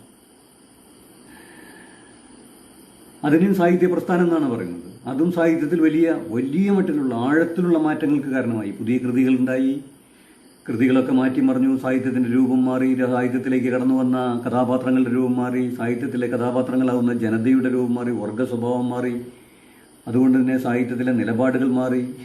അങ്ങനെ എന്തൊക്കെ മാറ്റങ്ങളാണ് പുരോഗമന സാഹിത്യ പ്രസ്ഥാനം ഏകദേശം 1930-കളോടുകൂടി പിറവിയെടുത്തപ്പോൾ നമ്മുടെ ഇന്ത്യയിലുണ്ടായത്. പക്ഷേ അതിനെ നമ്മൾ വളരെ ബോധപൂർവം നടത്തിയ ഒരു പ്രവർത്തനമാണ് അത്. കാരണം അത് നമ്മുടെ ദേശീയ സ്വാതന്ത്ര്യ സമരവുമായി ബന്ധപ്പെട്ടിട്ട് നമ്മൾ രൂപീകരിച്ച ഒരു പ്രസ്ഥാനമാണ്. അപ്പോൾ ദേശീയ വികാരവും ദേശീയ സ്വാതന്ത്ര്യ സമരത്തിന് വേണ്ടിയുള്ള താല്പര്യങ്ങളും അതിലണിനിരുന്ന ജനതകളുടെ സ്വപ്നങ്ങളും അവരുടെ രാഷ്ട്രീയവും ലോകം മുഴുവൻ നടന്നുകൊണ്ടിരുന്ന ആ കാലഘട്ടത്തിൽ നടന്നുകൊണ്ടിരുന്ന മഹത്തായ ദേശീയ സമരങ്ങളുടെ പ്രചോദനവും ആ കാലഘട്ടത്തിൽ റഷ്യയിൽ വിജയിച്ചു കഴിഞ്ഞിരുന്ന ഒക്ടോബർ സോഷ്യലിസ്റ്റ് വിപ്ലവത്തിൻ്റെ മഹത്തായ ആവേശവും ഒക്കെ ഉൾക്കൊണ്ടുകൊണ്ട് ഉണ്ടായൊരു മാറ്റമാണ്. പക്ഷേ പലപ്പോഴും അതത്തരത്തിൽ ഒരു ദേശീയ മുന്നേറ്റത്തിൻ്റെ ഭാഗമായിട്ടുണ്ടായ ഒരു സാംസ്കാരിക പ്രസ്ഥാനം, അങ്ങനെ ഒരു പ്രതിസന്ധിയുടെ കാലഘട്ടത്തിൽ ഉണ്ടായൊരു സാംസ്കാരിക പ്രസ്ഥാനം അല്ലെങ്കിൽ ഒരു സാഹിത്യ പ്രസ്ഥാനം അങ്ങനെയാവണമെന്നില്ല എല്ലാ ഘട്ടത്തിലും. ഇപ്പോൾ പകർച്ചവ്യാധികളും രോഗവും ഉണ്ടാകുമ്പോൾ സാഹിത്യം അതെങ്ങനെ സംശീകരിക്കുന്നു എന്നുള്ളത് വളരെ സവിശേഷമാണ്. രോഗം എന്ന് പറയുന്നത്, വ്യക്തിതലത്തിലുള്ള രോഗം എന്ന് പറയുന്നത് തന്നെ രോഗവും മരണവും മനുഷ്യജീവിതത്തിൻ്റെ ഒരു വളരെ പ്രധാനപ്പെട്ട അനിവാര്യമായ സംഗതിയാണ്. അപ്പോൾ അത് രണ്ടും സാഹിത്യത്തിൽ വലിയ സ്വാധീനം ചെലുത്തിയിട്ടുണ്ട്. രോഗത്തെ സംബന്ധിച്ചുള്ള വേവലാതികൾ സാഹിത്യത്തിൽ വലിയ തരത്തിൽ രചനകൾക്ക് കാരണമായിട്ടുണ്ട്. പ്രത്യേകിച്ചും വ്യക്തിപരമായ രോഗങ്ങളടക്കം പലതരത്തിലുള്ള രോഗങ്ങൾ, സാഹിത്യകാരന്മാർക്കുണ്ടാവുന്ന രോഗങ്ങൾ, എഴുത്തുകാർക്കുണ്ടാവുന്ന രോഗങ്ങൾ അവരുടെ സാഹിത്യ സൃഷ്ടിയിൽ വലിയ മാറ്റങ്ങൾക്ക് കാരണമായിട്ടുണ്ട്. വ്യക്തിജീവിതത്തിൽ അവർക്കുണ്ടാവുന്ന രോഗങ്ങളുടെ അനിശ്ചിതത്വം. പല എഴുത്തുകാരും രോഗികളായിരുന്നു. എൻ്റെ ഓർമ്മ ഡെസ്റ്റോവ്സ്കി അപസ്മാര രോഗിയാണ്. അപ്പോൾ അപസ്മാര രോഗത്തിൻ്റെ അനിശ്ചിതത്വം അതെപ്പോഴാണ് വരിക, അല്ലെങ്കിൽ അങ്ങനെ ഒരു ജീവിതത്തിൻ്റെ ഇടയിൽ എഴുതുന്ന എഴുത്ത് സ്വാഭാവികമായിട്ടും ആ രോഗവുമായി ബന്ധപ്പെട്ടിരിക്കും. ആ രോഗം ഉണ്ടാക്കുന്ന ചില ചിന്തകളും ഒക്കെ തന്നെ അതിൽ കടന്നു വരുന്നുണ്ട്. അതുപോലെ പലരും ക്ഷയരോഗികളായിട്ടുള്ള ആ കാലഘട്ടത്തിൽ തീവ്രമായിട്ടുള്ള ഒരു രോഗമായിരുന്നു അത്. അപ്പോൾ അതിനെ മുന്നിൽ കണ്ടുകൊണ്ട് അതിനെ നേരിട്ട് കൊണ്ട് എഴുതിയിരുന്നു. ചങ്ങമ്പുഴയുടെ ആദ്യഘട്ടത്തിൽ രോഗം ഉണ്ടായിരുന്നു എന്ന് എനിക്കറിയില്ല, എങ്കിലും അവസാന ഘട്ടത്തിൽ അദ്ദേഹത്തിന് രോഗം ഉണ്ടായിരുന്നു. ആ പോരാട്ടത്തിൻ്റെ ഇടയിലും അദ്ദേഹം കുറേ സാഹിത്യ സൃഷ്ടികളൊക്കെ നടത്തിയിരുന്നു. അങ്ങനെ രോഗം എഴുത്തുകാരൻ്റെ ജീവിതത്തിൽ വ്യക്തിപരമായ ജീവിതത്തിൽ വലിയ സ്വാധീനത്തിന് കാരണമായിട്ടുണ്ട്. എം മുകുന്ദൻ പറയാറുണ്ട്, അദ്ദേഹത്തിന് കുട്ടിക്കാലത്ത് വലിയ രോഗമായിരുന്നുകൊണ്ട് വീട്ടിൽ നിന്നും പുറത്തിറങ്ങാറില്ല. അപ്പോൾ അത് കാരണം പുസ്തകങ്ങളൊക്കെ വായിച്ചിട്ട് തന്നെ കുറിച്ച് ആലോചിച്ചിട്ട് ഉള്ളൊരു ജീവിതം കുട്ടിക്കാലത്തുണ്ടായിരുന്നുകൊണ്ട് അദ്ദേഹത്തിന് ആ എഴുത്തുകാരനായതിനെ സംബന്ധിച്ച് ചില സൂചനകൾ അദ്ദേഹം നൽകിയിട്ട്. അപ്പോൾ രോഗവും മനുഷ്യഭാവനയും എന്നുള്ളതിനെ സംബന്ധിച്ച് നമ്മുടെ നിരൂപകന്മാരും പലരും ആലോചിക്കുകയൊക്കെ ചെയ്തിട്ടുണ്ട്. ഞാൻ പറയുന്ന ഒരു കാര്യമല്ല. ഈ മഹാമാരികൾ ജീവിതത്തെ അനിശ്ചിതത്വത്തിലാക്കുമ്പോൾ അതുണ്ടാക്കുന്ന ആശങ്കകൾ, മനുഷ്യകുലം തന്നെ ഇല്ലാതായ്മ ആശങ്ക ചില സാഹിത്യകൃതികൾക്ക് കാരണമായിട്ടുണ്ട്. ഇപ്പോൾ മലയാളത്തിലൊക്കെ പിറവിയെടുത്തിട്ടുള്ള നമ്മുടെ ഒരു ആധുനികത, വിജയൻ്റെയും മുകുന്ദൻ്റെയും ഒക്കെ കാലഘട്ടത്തിൽ രൂപപ്പെട്ടിട്ടുള്ള ആധുനികതയെ നമ്മൾ അതിൻ്റെ വേരുകൾ എടുത്ത് പരിശോധിച്ച് നോക്കണം. അവർ പറഞ്ഞ അല്ലെങ്കിൽ അവരുടെ വിമർശകന്മാർ വിലയിരുത്തിയ അസ്തിത്വ ദുഃഖത്തിൻ്റെയും മോഹഭംഗത്തിൻ്റെയും ഒക്കെ ആ ഒരു കാലഘട്ടത്തിൽ അതിൻ്റെയൊക്കെ ഒരു പൂർവ്വരൂപം കിടക്കുന്നത് ചില അനിശ്ചിതത്വങ്ങളുടെ ഇടയിലാണ്. അത് ഇന്ത്യയെ സംബന്ധിച്ചിടത്തോളം അത്ര ശരിയായിരുന്നില്ല. ഇപ്പോൾ പ്ലേഗ് പോലുള്ള നോവലുകൾ ഒക്കെ തന്നെ എഴുതപ്പെടാനുണ്ടായ സാഹചര്യങ്ങൾ. അപ്പോൾ ഈ മഹാമാരി ഉണ്ടാകുന്ന സമയത്ത് മനുഷ്യന് മനുഷ്യജീവിതത്തെക്കുറിച്ച് വലിയ പ്രതീക്ഷയാണ്. അപ്പോൾ ആ പ്രതീക്ഷ നശിക്കുന്നു, ഭാവിയില്ല, മനുഷ്യകുലം തന്നെ ഇല്ലാതാകുമോ എന്നുള്ള ആശങ്ക ചില നോവലുകളുടെ അടിസ്ഥാനമായി മാറുമ്പോൾ അതിനുണ്ടാകുന്ന ഒരു പ്രത്യേക സൗന്ദര്യം. ഇതുപോലെ തന്നെയാണ് യുദ്ധവും ഇതുപോലെ തന്നെ ഭീകരമായിട്ടുള്ള ഒരു അനിശ്ചിതത്വം മനുഷ്യനുണ്ടാകുന്നു. അതും സാഹിത്യത്തിൽ വലിയ മാറ്റങ്ങൾക്ക് കാരണമാകും. ഞാനിവിടെ പറയേണ്ട കാര്യമില്ല, നമ്മൾ അത് വേറെ രീതിയിൽ ചർച്ച ചെയ്യുന്നത് നമ്മുടെ ഇതിലും ഉത്തരവാദിത്തപ്പെട്ട രാഷ്ട്രീയ നേതാക്കന്മാരൊക്കെ തന്നെ പങ്കെടുക്കുന്ന ഒരു പരിപാടിയാണ്. അപ്പോൾ അവർ പറയും, അവർക്കറിയാവുന്ന ഒരു കാര്യമാണ് സാമൂഹ്യ വ്യവസ്ഥയിൽ ഇതുണ്ടാക്കുന്ന മാറ്റം. ഈ സാമൂഹ്യ വ്യവസ്ഥയും സാഹിത്യമൊക്കെ തന്നെ ബന്ധപ്പെട്ട് നിൽക്കുന്ന കാര്യങ്ങളാണ്. അത് രണ്ടും വേറെ വേറെ സംഗതികളല്ല. പലപ്പോഴും അനിശ്ചിതത്വങ്ങൾ, മനുഷ്യ സമൂഹം അനുഭവിക്കുന്ന ഇത്തരത്തിലുള്ള ഈ അനിശ്ചിതത്വങ്ങൾ സാമൂഹ്യ വ്യവസ്ഥയിലും സാമ്പത്തിക വ്യവസ്ഥയിലും സാഹിത്യത്തിലും ഒക്കെ തന്നെ വലിയ മാറ്റത്തിന് കാരണമാവും. രോഗമല്ലെങ്കിൽ പോലും ഈ രണ്ടാം ലോകമഹായുദ്ധം അല്ലെങ്കിൽ ഒന്നും രണ്ടും ലോകമഹായുദ്ധങ്ങൾ അതൊക്കെ കഴിഞ്ഞിട്ട് ആണല്ലോ നമ്മളൊക്കെ നമ്മുടെ ഒരു ജീവിതം ആരംഭിക്കുന്നത്. അപ്പോൾ ഒന്ന് പിന്തിരിഞ്ഞു നോക്കുമ്പോൾ നമുക്ക് മനസ്സിലാവും എന്തൊരു മാറ്റമാണ് അതുണ്ടാക്കിയത്. രണ്ട് ലോകമഹായുദ്ധങ്ങൾ, പ്രത്യേകിച്ചും രണ്ടാം ലോകമഹായുദ്ധം. അത് കഴിഞ്ഞപ്പോൾ ലോകത്തിൻ്റെ ഭൂപടം തന്നെ മാറ്റി വരയ്ക്കേണ്ടി വന്നു. നിരവധി രാജ്യങ്ങൾ സ്വതന്ത്രമായി.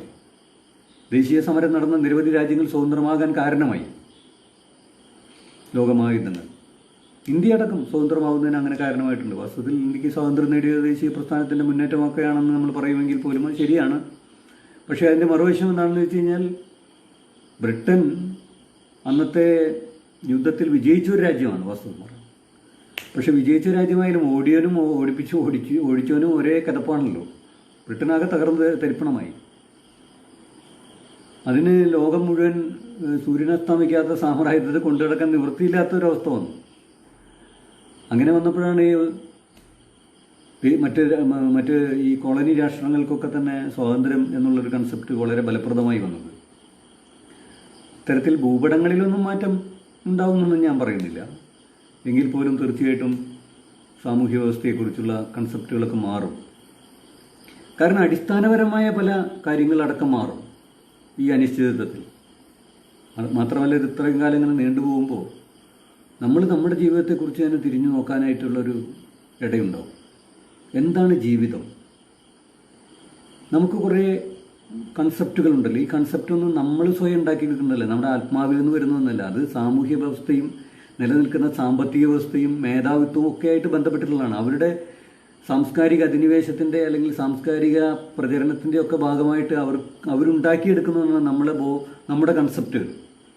അത് നമ്മളെക്കുറിച്ചുള്ള കൺസെപ്റ്റ് ആയാൽ പോലും അത് നമ്മുടെ ഒരു പരിധിയിൽ വരുന്ന കാര്യമല്ല. അത് സാമൂഹ്യ വ്യവസ്ഥയിലും സാമ്പത്തിക വ്യവസ്ഥയിലും സംഭാവനയാണ്. എന്താണ് നന്മ, എന്താണ് തിന്മ, എന്താണ് ജീവിതത്തിൻ്റെ സംതൃപ്തി, എന്താണ് സുഖം, എന്താണ് സന്തോഷം,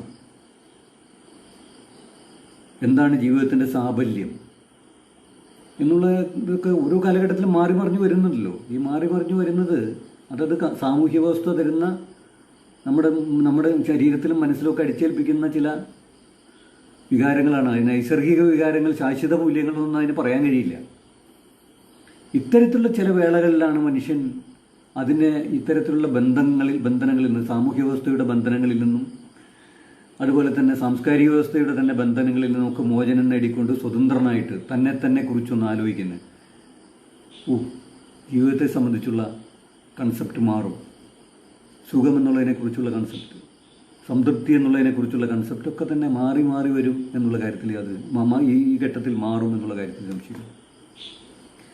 മാറ്റത്തിൻ്റെ ആ മാറ്റം വ്യക്തിജീവിതത്തിലുണ്ടാവുന്ന മാറ്റം, അവൻ്റെ ബോധതലത്തിലുണ്ടാവുന്ന മാറ്റം അതവിടെ നിൽക്കുന്നില്ല.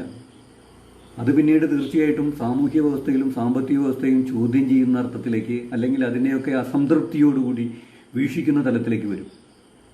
ഇപ്പം തന്നെ പലപ്പോഴും നമുക്കതിൻ്റെ ലക്ഷണങ്ങൾ കണ്ടു തുടങ്ങിയിരിക്കും. ഇപ്പോൾ സോവിയറ്റ് യൂണിയൻ്റെ തകർച്ചയെ തുടർന്ന് സോഷ്യലിസ്റ്റ് ലോകത്തിൻ്റെ പ്രസക്തി നഷ്ടപ്പെട്ടിട്ട് ബദലായി വന്ന മുതലാളിത്തം സാമ്പത്തിക വ്യവസ്ഥ, അതിൻ്റെ സാമ്രാജ്യത്വ രൂപങ്ങൾ, അതിന് നിരവധി ആരാധകന്മാരുണ്ടായി. നമ്മളിപ്പുറത്തുള്ള ആളുകൾക്ക് സോഷ്യലിസ്റ്റ് വ്യവസ്ഥയുടെ ഉദാഹരണങ്ങളൊന്നും അങ്ങനെ പറയാനില്ലാണ്ടായപ്പോൾ അത് തന്നെയാണ് ഏറ്റവും പ്രധാനപ്പെട്ട ഒരു വ്യവസ്ഥ എന്ന് പറയാൻ തുടങ്ങി. ഒരു ലജ്ജയുമില്ലാതെ. കേരളത്തിലൊന്നും ആരും പറഞ്ഞിരുന്നില്ല പണ്ടൊന്നും മുതലാളിത്തമാണ് ശരി.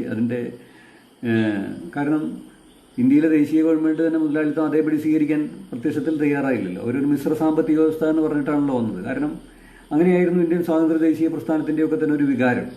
അപ്പോൾ അതുകൊണ്ട് തന്നെ പച്ച മുതലാളിത്തമാണ് നടപ്പാക്കുന്നതെങ്കിൽ പോലും അതിൻ്റെ ആരാധകന്മാർ പോലും മുതലാളിത്ത വ്യവസ്ഥയാണ് ശരിയെന്ന് ഇന്ത്യയിൽ ഞാൻ പറഞ്ഞു കേട്ടിട്ടില്ല. പക്ഷേ സോവിയറ്റ് യൂണിയൻ തകരുകയും അമേരിക്ക അടക്കമുള്ള സമ്പന്ന രാഷ്ട്രങ്ങൾ മേധാവിത്വത്തിലേക്ക് വരികയും ഏകലോകക്രമം വരികയും അവരുടെ കീഴിൽ ലോകം അണിനിരക്കുകയും ഒക്കെ ചെയ്തോടുകൂടി മുതലാളിത്തമാണ് ശരി എന്ന് പറയാൻ പല ആളുകളുണ്ടായി. അത്ഭുതകരമായ ചില ആളുകൾ പറഞ്ഞു. ഇപ്പം നമുക്കൊക്കെ വളരെ സുന്ദരനായിട്ടുള്ള നമ്മുടെ വേണുവേട്ടൻ വേണു, കമ്മ്യൂണിസ്റ്റ് പാർട്ടികളിൽ CPI ഒന്നും ശരിയല്ല, അവർക്കൊന്നും വിപ്ലവം പോരാ, ഉടനടി സോഷ്യലിസം ഉണ്ടാക്കാൻ വേണ്ടി അതിതീവ്ര വിപ്ലവം നടത്തണമെന്ന് പറഞ്ഞിട്ട് യുവാക്കളെ മുഴുവൻ കൂട്ടിക്കെടുപ്പിച്ച് പല കലാപങ്ങളും ഉന്മൂലനങ്ങളും ഒക്കെ സംഘടിപ്പിച്ച അദ്ദേഹം ഇപ്പോൾ പറഞ്ഞു നടക്കുന്നെന്താ മുതലാളിത്തമാണ് ശരിയെന്നാണ് പറയുന്നത്. അത് ഞാൻ ആരോപണമായിട്ട് പറയുന്നതല്ല, അത് അദ്ദേഹത്തിൻ്റെ നിലപാട് വെച്ച് പറയുന്നതാണ്. അങ്ങനെ പറയാനിടയായത് ലോകത്തിലുണ്ടായിട്ടുള്ള ഈ ഒരു മാറ്റമാണ്. ഇടയ്ക്കിടയ്ക്കൊക്കെ ചില തിരിച്ചടികളൊക്കെ പിന്നീട് മുതലാളിത്തത്തിനുണ്ടായി എങ്കിൽ പോലും മുതലാളിത്തത്തിന് തന്നെ അതിൽ നിന്ന് കരകയറാൻ കഴിയും എന്നുള്ളൊരു പ്രതീക്ഷയാണ് ആരാധകന്മാർക്കൊക്കെ. പക്ഷെ മുതലാളിത്തം എന്ന് പറയുന്ന സാമ്പത്തിക വ്യവസ്ഥ കരകയറുകയോ അല്ലെങ്കിൽ ഇനി നാളെ അത് ശക്തമായി ആധിപത്യത്തിലേക്ക് വരികയൊക്കെ ചെയ്യില്ല എന്നൊന്നും ഞാൻ പറയാൻ ഞാനാളല്ല. അതങ്ങനെ മാറിയും മറിഞ്ഞൊക്കെ വരും. പക്ഷെ ഒരു കാര്യം ഈ കൊറോണ കാലത്ത് വ്യക്തമായിരിക്കുന്നു, അത് സമൂഹത്തിൽ അവൻ്റെ ജീവിതയാത്രക്കിടയിൽ വീണു പോകുന്ന മനുഷ്യനെ രക്ഷപ്പെടുത്താൻ പറ്റുന്ന ഒരു ഉപാധിയല്ല എന്നുള്ള കാര്യം ലോകത്തിന് മുമ്പാകെ തെളിയിക്കപ്പെട്ടിരിക്കുന്നു. ഇപ്പം എന്താണ് മുതലാളിത്ത ക്രമത്തിൻ്റെയും അതിൻ്റെ സാമ്പത്തിക ക്രമത്തിൻ്റെയും അടിസ്ഥാനമായ ശക്തി എന്ന് നമുക്ക് അറിയാമല്ലോ. നമ്മൾ കേരളത്തിൽ പലവട്ടം ചർച്ച ചെയ്തിട്ടുള്ളതാണ്. അത് തീർച്ചയായിട്ടും സ്വകാര്യ മേഖലയിൽ ഊന്നിക്കൊണ്ടുള്ള ഒരു പരിപാടിയാണ്.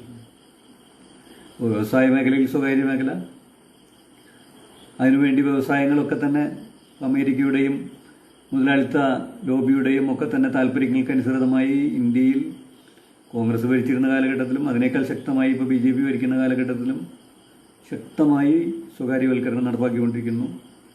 ഏറ്റവും നല്ല രീതിയിൽ പ്രവർത്തിച്ചുകൊണ്ടിരുന്ന വ്യവസായശാലകളടക്കം ലാഭകരമായി പൊതുമേഖലയിൽ പ്രവർത്തിച്ചിരുന്ന അടക്കം സ്വകാര്യവൽക്കരിച്ച് മുതലാളിമാർക്ക് വിട്ടുകൊടുക്കുകയും തൊഴിലാളികളെയും അതിൻ്റെ ശരിയായ ഉടമകളായിരുന്ന ജനങ്ങളെയും ഒക്കെ തന്നെ വഞ്ചിച്ചുകൊണ്ട് ഒരു വിഭാഗത്തിൻ്റെ ആയി മാറുകയൊക്കെ ചെയ്യുന്ന അതാണ് ശരി, അതാണ് സാമ്പത്തികമായി ശരി. അതല്ലാതെ രക്ഷയില്ല, വേറെ മാർഗമില്ല എന്നൊക്കെ പറഞ്ഞിട്ടാണ്. അപ്പോൾ അടിസ്ഥാനപരമായി സംഗതി എന്ന് പറയുന്നത് സ്വകാര്യവൽക്കരണവും ആണ്. വ്യവസായ മേഖലയിൽ മാത്രമല്ല സ്വകാര്യവൽക്കരണം, നമുക്കറിയാമല്ലോ. അതങ്ങോട്ട് വന്നിട്ട് പിന്നെ വിദ്യാഭ്യാസ മേഖലയിൽ, ആരോഗ്യ മേഖലയിൽ ഒക്കെ തന്നെ സ്വകാര്യ മേഖല എന്നുള്ള രീതിയിലാണ് പോകുന്നത്. നമ്മുടെ നാട്ടിൽ കേരളത്തെ സംബന്ധിച്ചിടത്തോളം വിദ്യാഭ്യാസ മേഖലയിലും ആരോഗ്യ മേഖലയിലൊക്കെ വിദ്യാഭ്യാസ രംഗത്തും ആരോഗ്യ രംഗത്തും ഒക്കെ പൊതുമേഖലയുടെ ഒരു പാന്താവ് 1957 സർക്കാർ മുതലേ തന്നെ ആരംഭിച്ചിരുന്നു. നവോത്ഥാനത്തിൻ്റെ ഒരു മുദ്രാവാക്യമായിരുന്നു പ്രത്യേകിച്ചും ആരോഗ്യരംഗത്തും അതുപോലെ തന്നെ വിദ്യാഭ്യാസ രംഗത്തുമൊക്കെ പൊതുമേഖല ജനങ്ങളെ പഠിപ്പിക്കണം. കാരണം നവോത്ഥാനം ചെയ്തത് അന്ന് നവോത്ഥാനത്തിൻ്റെ കയ്യിൽ സർക്കാരും ഒന്നുമില്ലെങ്കിൽ തന്നെയും നവോത്ഥാന ശക്തികൾ ചെയ്തത് ഏറ്റവും അതിൻ്റെ മൈന്യൂട്ട് ഘടകം അടക്കം ചെയ്തത് എന്താണെന്ന് വെച്ച് കഴിഞ്ഞാൽ തങ്ങളുടെ വിദ്യാർത്ഥികളെ പഠിപ്പിക്കുക എന്നുള്ളതായിരുന്നു. ആ കാര്യത്തിൽ എല്ലാവരും പങ്കുവഹിച്ചിട്ടുണ്ട്. ഡോക്ടർ പൽപ്പുവിനെ പേട്ടയിലുള്ള ഒരു മിഷണറി ആയിട്ടുള്ള ഒരു ഫെർണാണ്ടസ് എന്ന് പറയുന്ന ഒരു ക്രിസ്ത്യൻ മിഷണറിയാണ് അദ്ദേഹത്തിൻ്റെ പൈസ കൊടുത്തിട്ട് ഭക്ഷണം വരെ വാങ്ങിച്ചു പഠിപ്പിച്ചത്. ആ പൽപ്പു കുമാരനാശാനം പഠിപ്പിച്ചു. അപ്പോൾ വിദ്യാഭ്യാസ രംഗത്ത് അങ്ങോട്ടും ഇങ്ങോട്ടും പഠിപ്പിക്കുക എന്നുള്ളതൊരു ലൈൻ നമ്മുടെ നവോത്ഥാനത്തിന് മുദ്രാവാക്യമായിരുന്നു. അതുപോലെ തന്നെ ചികിത്സിക്കുക, പൽപ്പും അതിൻ്റെ ഒരു മാർഗദർശകനാണ്. അപ്പോൾ ഈ രണ്ട് സന്ദേശങ്ങൾ ഉൾക്കൊണ്ടുകൊണ്ട് ആദ്യത്തെ ഇടതുപക്ഷ 57 സർക്കാർ പൊതുമേഖലയിൽ വലിയ മുന്നേറ്റങ്ങൾ ഈ രണ്ട് മേഖലയിലും തുടങ്ങി വെച്ചിരുന്നു. അതിങ്ങനെ മുന്നോട്ട് പോയിക്കൊണ്ടിരിക്കുകയാണ്. പക്ഷേ ആ കാലഘട്ടത്തിൽ തന്നെ അതിന് ധാരാളം വിമർശകന്മാരുണ്ടായി. നമ്മൾ ഓർക്കണം, വിദ്യാഭ്യാസ മേഖലയിലും ആരോഗ്യ മേഖലയിലും സ്വകാര്യവൽക്കരണമാണ് ആവശ്യം, എന്നാലേ മാത്രമേ അത് സംതൃപ്തിയോടുകൂടിയും നടത്താൻ കഴിയുള്ളൂ എന്നുള്ള ഒരു ധാരണ ഏതാണ്ട് വലിയ വിഭാഗം ജനങ്ങളിൽ വരികയും നമ്മുടെ പൊതുമേഖലയിലുള്ള വിദ്യാഭ്യാസത്തെയും പൊതുമേഖലയിലുള്ള ആരോഗ്യ രംഗത്തെയും പാടെ അവഗണിക്കുകയും ചെയ്യുന്നു. ഇപ്പോൾ സർക്കാരുകൾ മാറി മാറി വരുമല്ലോ. അപ്പോൾ ജനങ്ങളുടെ അഭിപ്രായങ്ങൾ അങ്ങനെയായി വന്നപ്പോൾ ചില സർക്കാരുകളെടുത്ത സമീപനത്തിൻ്റെ ഭാഗമായി നമ്മുടെ ഒരു കാലഘട്ടത്തിൽ നമ്മുടെ ഈ പൊതുമേഖലാ വിദ്യാഭ്യാസമൊക്കെ വളരെ തകർന്നു പോയതാണ്. ഇപ്പോഴാണൊന്ന് ഗതികടിച്ചു വരുന്നത്. അതുപോലെ തന്നെ സർക്കാർ ആശുപത്രിയിലേക്കൊന്നും പോകാൻ പറ്റാത്തൊരവസ്ഥയായിരുന്നു. ഞങ്ങളുടെ നാട്ടിലെ ആശുപത്രി പൂട്ടിക്കെടുക്കുകയായിരുന്നു കുറേ കാലങ്ങളോളം. അവിടെ ആരും പോകാനില്ലാണ്ട്, സർക്കാരും ശ്രദ്ധിക്കുന്നില്ല. അപ്പോൾ അത്തരത്തിലുള്ളൊരവസ്ഥ ഉണ്ടായത് എന്തുകൊണ്ടാണെന്ന് വെച്ച് കഴിഞ്ഞാൽ മുതലാളിത്തമാണ് ശരി, സ്വകാര്യ മേഖലയാണ് ശരി എന്നുള്ളതാണ്. കാരണം അമേരിക്കയിലൊക്കെ അങ്ങനെയാണ്, വളരെ വലിയ രാഷ്ട്രങ്ങളിലൊക്കെ അങ്ങനെയാണ്. അവർക്ക് എന്താ ഇപ്പോൾ കുഴപ്പമുണ്ടായത്? അവിടുത്തെ ശരിയാണ് ഇവിടുത്തെയും ശരിയാവേണ്ടത് എന്നുള്ളൊരു മനോഭാവത്തോടു കൂടി അതിൻ്റെ വക്താക്കൾ ഉണ്ടായിരുന്നു. അവരിന്ന് എന്താ പറയുന്നതെന്ന് അറിഞ്ഞു. ഭാഗ്യവശാൽ നമ്മൾ ആ ഒരു പദ്ധതി നിലനിർത്തിയത് കൊണ്ടാണ് പൊതുമേഖലയിലുള്ള ആരോഗ്യ പ്രവർത്തനം എന്ന് വെച്ച് കഴിഞ്ഞാൽ, ഞാൻ പബ്ലിക് സർവീസ് കമ്മീഷണറായിരുന്ന കാലത്ത് അവിടെ വരുന്ന കുട്ടികളുമായി ചർച്ച ചെയ്യാറുള്ളൊരു വിഷയം എന്താണെന്ന് വെച്ച് കഴിഞ്ഞാൽ, ഒരു സർക്കാർ ആശുപത്രിയിലേക്ക് ഡോക്ടർമാരായിട്ട് നഴ്സുമാരായിരിക്കും പോവുകയാണല്ലോ. അപ്പോൾ അവരോട് ചോദിക്കുക, എന്താണ് സർക്കാർ ആരോഗ്യരംഗത്ത് ഇടപെടേണ്ടതിൻ്റെ അത്യാവശ്യം? അപ്പോൾ അവരാദ്യം തന്നെ പറയുന്ന കാര്യം എന്ന് വെച്ച് കഴിഞ്ഞാൽ, പാവപ്പെട്ട രോഗികൾക്ക്, പാവപ്പെട്ടവർക്ക് സൗജന്യമായി മരുന്നുകൾ കിട്ടും, ചികിത്സാ സഹായം കിട്ടും. അത് വളരെ ശരിയാണ്. പക്ഷെ അതുമാത്രമാണ് ശരി. അതിനേക്കാൾ പ്രധാനമായൊരു ശരിയുണ്ട്. അതായത് പകർച്ചവ്യാധികൾ പൊതുജനാരോഗ്യ പ്രവർത്തനം എന്ന് പറയുന്ന ഒരു സംഗതി ചെയ്യാനായിട്ട് സ്വകാര്യ മേഖലയ്ക്ക് കഴിയുമോ? അതാര് ചെയ്യും? നമ്മളുടെ ഈ കമ്മ്യൂണിറ്റി ഹോസ്പിറ്റലുകളും മറ്റ് പരിപാടികളും മറ്റ് സംഗതികളൊക്കെ തന്നെ എന്തൊക്കെയാണ് കുറേ കാലമൊക്കെ നിശ്ചലമായിരുന്നു. അത്രയൊന്നും ശക്തമായിരുന്നില്ല ഞാൻ പറയുന്നു. ഇടതുപക്ഷ സർക്കാരുകൾ വരുന്ന ഘട്ടത്തിൽ മാത്രമാണ് അതൊക്കെ സജീവമാകാറ്. അപ്പോൾ അത്തരത്തിലുള്ളൊരു സമീപനം വിമർശനങ്ങളൊക്കെ അതിജീവിച്ചുകൊണ്ടും കേന്ദ്ര സർക്കാരിൻ്റെ നയപരിപാടികളെ ഒക്കെ തന്നെ ഒരു പരിധിവരെ ലംഘിച്ചുകൊണ്ടും ഒക്കെ തന്നെ കേരളത്തിൽ നിലനിർത്താൻ കഴിഞ്ഞു ഇടതുപക്ഷത്തിനും ഇവിടുത്തെ ഇടതുപക്ഷ ഗവൺമെൻറ്റുകൾക്കും. വളരെ അവരുടെ ആ ഒരു ആശയദാർഢ്യത്തിൻ്റെ ഭാഗം സോഷ്യലിസത്തോടും അതിൻ്റെ ഭാഗമായിട്ടുള്ള പൊതുമേഖലയോടും അതാണ് ശരിയെന്നുള്ളൊരു ഉത്ബോധത്തിൻ്റെ പ്രത്യയശാസ്ത്രപരമായ ഒരു ഉൾക്കരുത്തിൻ്റെ ഭാഗമായിട്ട് അവർ അചഞ്ചലമായി നിന്നു എന്നുള്ളത് കൊണ്ടാണ് നമുക്ക് ഇന്ന് ലോകത്തിൻ്റെ മുമ്പാകെ പിടിച്ചു നിൽക്കാൻ കഴിയുന്നത്. അഭിമാനകരമായിട്ട് മാതൃകയായിട്ട് നമുക്ക് നിൽക്കാൻ കഴിയുന്നത്. അമേരിക്കയുടെയൊക്കെ തകർച്ച, ബ്രിട്ടൻ്റെയൊക്കെ തകർച്ച നമുക്ക് കാണാൻ കഴിയുന്നു. എല്ലാ സമ്പന്നതയും എല്ലാ സൗകര്യങ്ങളും ഉണ്ടായിട്ട് ജനങ്ങളെ രക്ഷിക്കാൻ കഴിയാത്തൊരവസ്ഥ എന്തുകൊണ്ട് വന്നു? കേരളത്തിന് അത് എന്തുകൊണ്ട് ജനങ്ങളെ രക്ഷിക്കാൻ കഴിഞ്ഞു എന്നുള്ളതിൻ്റെ ഉദാഹരണം അതാണ് വ്യക്തമാക്കുന്നത്. നമ്മുടെ ഒരു സോഷ്യലിസ്റ്റ് രാഷ്ട്രമായിട്ടൊന്നുമല്ല.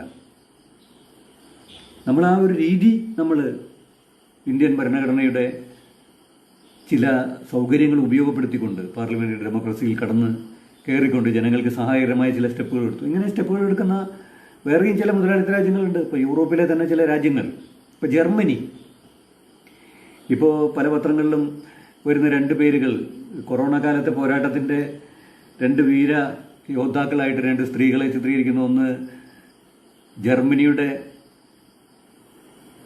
നായികയായിട്ടുള്ള മെർക്കലിനും നമ്മുടെ കേരളത്തിലെ ആരോഗ്യമന്ത്രി ശൈലജ ടീച്ചറും. മെർക്കലിൻ ആൻഡ് ശൈലജ എന്ന് പറഞ്ഞിട്ട് പല ന്യൂസ് ക്ലിപ്പുകളും ഈയിടെ പുറത്തു വരികയുണ്ടായി അന്താരാഷ്ട്ര തലത്തിൽ. ജർമ്മനിയിൽ രോഗബാധയുണ്ട്, പക്ഷേ അവിടെ രോഗബാധ അവർക്ക് നിയന്ത്രിക്കാൻ കഴിഞ്ഞില്ല. മാത്രമല്ല കേരളത്തെ പോലെ തന്നെ വളരെ ചുരുങ്ങിയ മരണനിരക്കാണ് അവിടെ. തൊട്ടുള്ള സ്പെയിനും തൊട്ടുള്ള ഇറ്റലിയും ഫ്രാൻസും ഒക്കെ തന്നെ 10,000-കണക്കിന് ആളുകൾ മരിച്ചപ്പോൾ ഈ ജർമ്മനിയിൽ വ്യാപകമായി വന്നു ഈ രോഗം, ഇപ്പോഴുണ്ട്. പക്ഷെ മരണനിരക്ക് വളരെ കുറച്ച് രീതിയിൽ കൊണ്ടുവരാൻ കഴിഞ്ഞതെന്ന് വെച്ച് കഴിഞ്ഞാൽ അവിടെ പൊതുജനാരോഗ്യ പ്രവർത്തനം ഉണ്ടായിരുന്നല്ലോ. അപ്പോൾ ഇതൊരു വലിയ പാഠമാണ് രാജ്യത്തെ ജനങ്ങളെ സംബന്ധിച്ചിടത്തോളം. മനുഷ്യൻ്റെ ജീവിതത്തെ അത്യാസന്ന നിലയിൽ രക്ഷിക്കാൻ കഴിയുക എന്നുള്ളതാണ് ഒരു പുറമേ നിന്നുള്ള ഏതൊരു സഹായത്തിൻ്റെയും ഏറ്റവും പ്രധാനപ്പെട്ട ദൗത്യം. അതൊരു ഗവൺമെൻറ് ആകട്ടെ, നമ്മുടെ ഒരു സ്നേഹിതനാകട്ടെ, നമ്മുടെ ഒരു സംരക്ഷകനാകട്ടെ, ആരായാലും നമുക്ക് ഒരാളുണ്ട്, ഒരു മന്ത്രിയുണ്ട്, ഒരു ഗവൺമെൻറ് ഉണ്ട് എന്നൊക്കെ നമ്മൾ പറയുമ്പോൾ നമ്മൾ വിചാരിക്കുമ്പോൾ നമ്മുടെ ഒരു ആഗ്രഹം എന്ന് വെച്ച് കഴിഞ്ഞാൽ എല്ലാ സമയത്തും നമ്മളിങ്ങനെ വന്ന് രക്ഷിക്കണം എന്നല്ല. അത്യാവശ്യം രക്ഷയൊക്കെ നമുക്ക് സ്വയം രക്ഷിച്ച് തന്നെ പോകാമല്ലോ.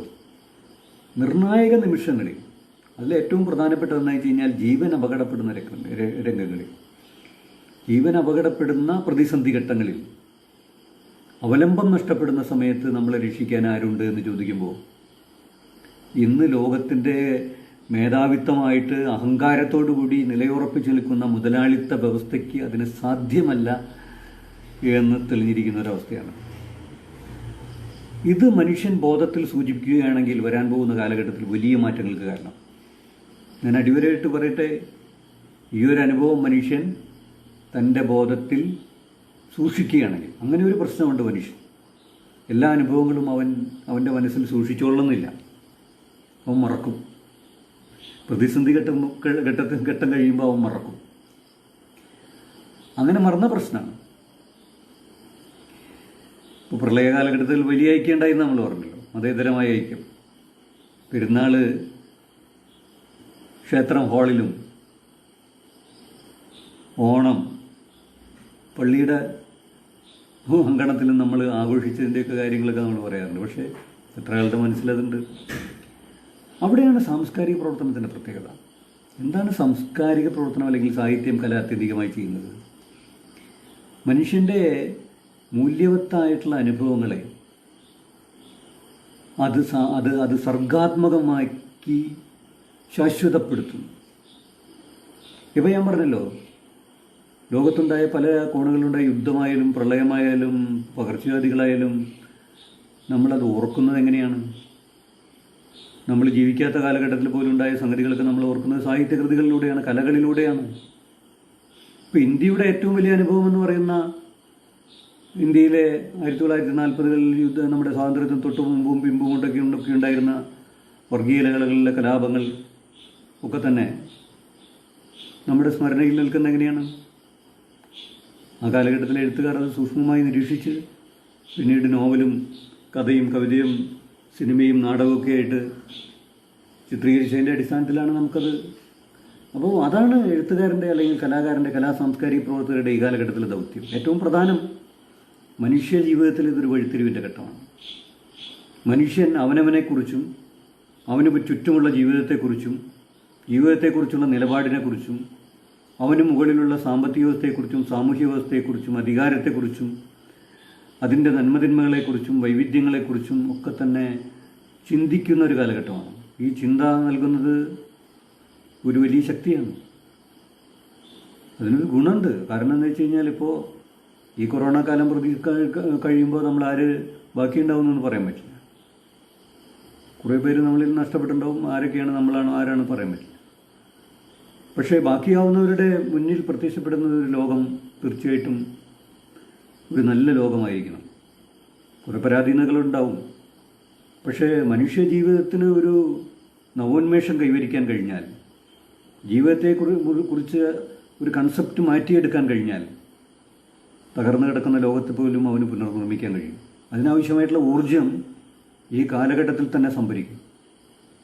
അത് ചെയ്യാൻ കഴിയുന്നത് ഈ അനുഭവത്തെ വിട്ടുകളയാതെ, ഒരു ഇഞ്ച് പോലും വിട്ടുകളയാതെ മുഴുവൻ പകർത്തുക എന്നുള്ളതിലൂടെയാണ്.